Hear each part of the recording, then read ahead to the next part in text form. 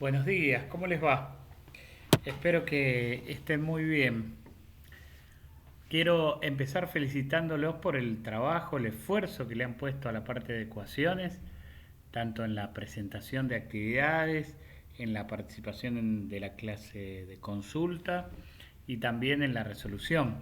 Como les decía en el mensaje, no importa tanto la nota, que en verdad es una valoración en una escala. En verdad lo que importa es el esfuerzo, el compromiso que le han puesto al trabajo, porque es así como se da pasos en el aprendizaje, poniendo esfuerzo. Eso es sin duda lo más importante. Les cuento que vamos a avanzar en el tema de ecuaciones. Habíamos visto cómo resolverlas. Lo que vamos a hacer en las clases que viene es ver cómo planteamos ecuaciones a partir de enunciados. Y entonces lo que vamos a hacer es ir entrenándonos en poder traducir el lenguaje coloquial, el lenguaje con el que dialogamos por ahí en la cotidianidad, al lenguaje algebraico.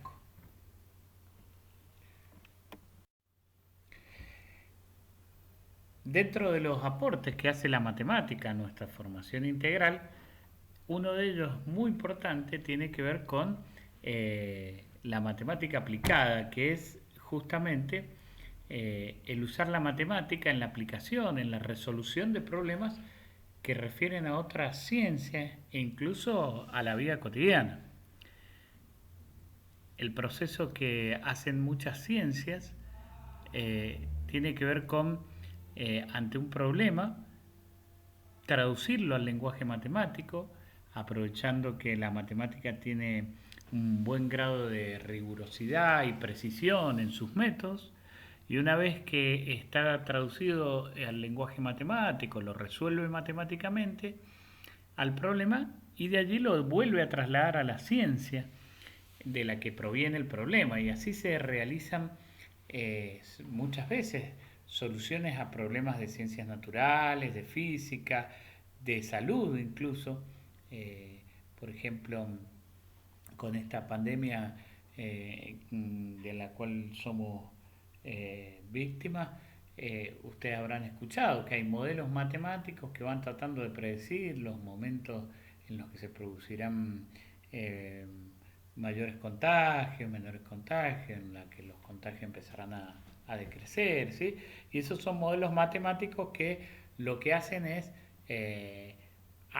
traducir un problema de la biología, en este caso, a fórmulas matemáticas, trabajar con la matemática y en virtud de ello tratar de poder anticiparse o predecir algún comportamiento de un virus, en este caso.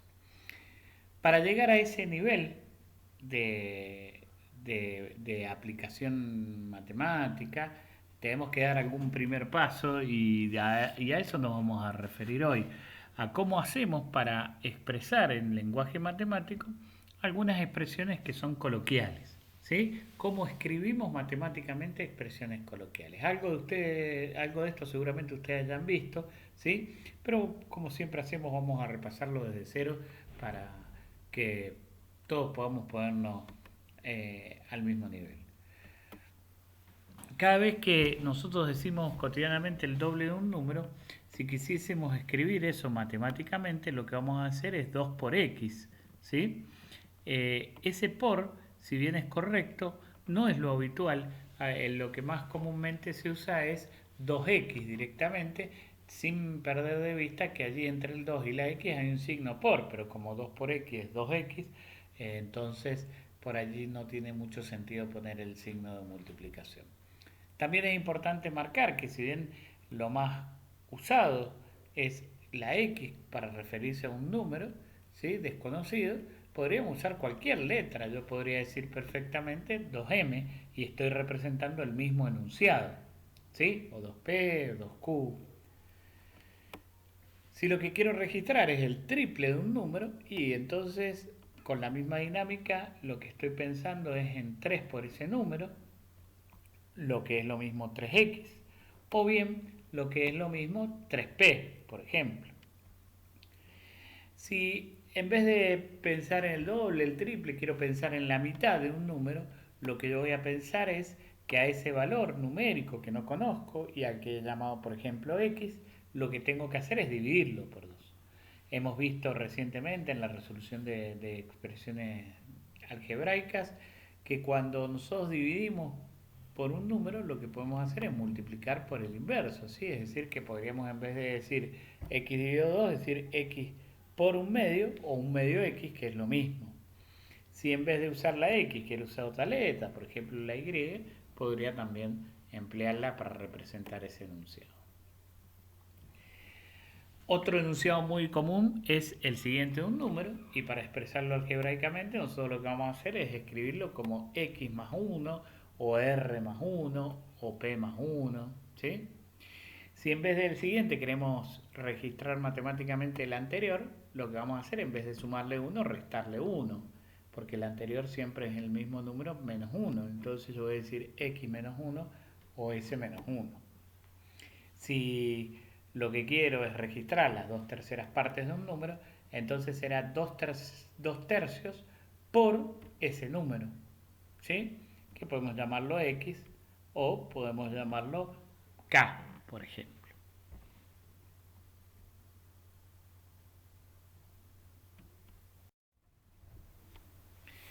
Bien, sigamos ahora viendo cómo escribir matemáticamente enunciados coloquiales, pero complejizando un poquitito. Es decir, agregando a ese número desconocido más de una condición. Por ejemplo, si tengo el doble del siguiente de un número, la estrategia va a ser leer las condiciones que afectan a ese número desconocido, pero de atrás hacia adelante. ¿Qué quiero decir? Lo primero que vamos a ver, una vez que identificamos la palabra número, es qué afecta a ese número. Lo primero que afecta es el siguiente de un número. Y entonces yo tengo que empezar a escribir esa expresión como x más 1, porque así hemos dicho que expresaremos al siguiente de un número. Ahora voy a escribir el doble de esa expresión. Para escribir el doble dijimos que lo que hago es multiplicar por 2, pero lo que voy a multiplicar por 2 es toda la expresión y por ello voy a usar paréntesis para que quede claro que ese 2 multiplica tanto a la x como al 1. ¿Sí? Fíjense, aquí escribo un enunciado parecido, aunque en un orden diferente. Ahora voy a hablar del siguiente del doble de un número. Siguiendo la misma estrategia que usamos recién, yo diría, me voy a la palabra número, la primera condición que afecta a ese número es el doble, entonces yo empiezo por escribir no como recién x más 1, sino 2x, porque así escribimos el doble de un número. Y ahora observamos la segunda condición que afecta a ese número desconocido, que es hallar el siguiente. Entonces yo quiero hacer 2x más 1. Fíjense que esta expresión no tiene paréntesis. Y esta expresión es diferente a la anterior, porque es diferente el lenguaje coloquial que está asociado a cada una. ¿Sí? En un caso, en el primero tengo el doble del siguiente de un número y por eso el 2 multiplica a todo el siguiente del número. Y en el otro caso lo que tengo es el siguiente del doble. Y como el doble refiere al número, no a su siguiente, sino al número, entonces pongo 2x y a eso le sumo 1. Es muy importante el uso del paréntesis cuando el número multiplica a toda la expresión. Veamos más ejemplos. Si tengo la mitad del siguiente de un número, hemos dicho que la mitad la podemos escribir como un medio, ¿no? Pero antes de eso, vamos a arrancar, como hemos dicho, con la misma estrategia. El siguiente de un número, otra vez arrancamos escribiendo x más 1. Y a eso vamos a escribirle la mitad, que hemos dicho que es dividirlo por 2 o bien multiplicarlo por un medio. ¿Sí? Allí queda expresado un medio por x más 1, la mitad del siguiente de un número. Si quiero escribir el siguiente de la tercera parte de un número, entonces yo voy a escribir primero la tercera parte de un número, ¿sí? Y eso hemos dicho que es 1/3 por x. Y a eso voy a buscarle el siguiente, que lo encuentro sumándole 1. Es frecuente que en el lenguaje coloquial aparezcan también expresiones que nos llevan a la operación de potenciación. Por ejemplo, es el cuadrado del anterior de un número. Voy a la palabra un número, veo que lo primero que afecta a esa palabra es el anterior y por eso lo primero que hago es escribir el x menos 1. Ahora voy a escribir el cuadrado, pero el cuadrado de toda esa expresión. Y como quiero que sea el cuadrado de toda esa expresión, la potencia se la voy a poner al paréntesis que afecta a toda la expresión. Un último ejemplo es escribir el anterior del cuadrado de un número. Otra vez, una expresión muy similar a la que acabamos de escribir, pero con orden diferente. Matemáticamente tendrá otra forma de escribirse. El número, primero que nada, está afectado por el cuadrado, entonces lo primero que hago es escribir x al cuadrado. Y en segunda instancia está afectado por el anterior, y entonces voy a poner x al cuadrado menos 1, pero sin paréntesis, porque es el anterior del cuadrado y no el cuadrado del anterior.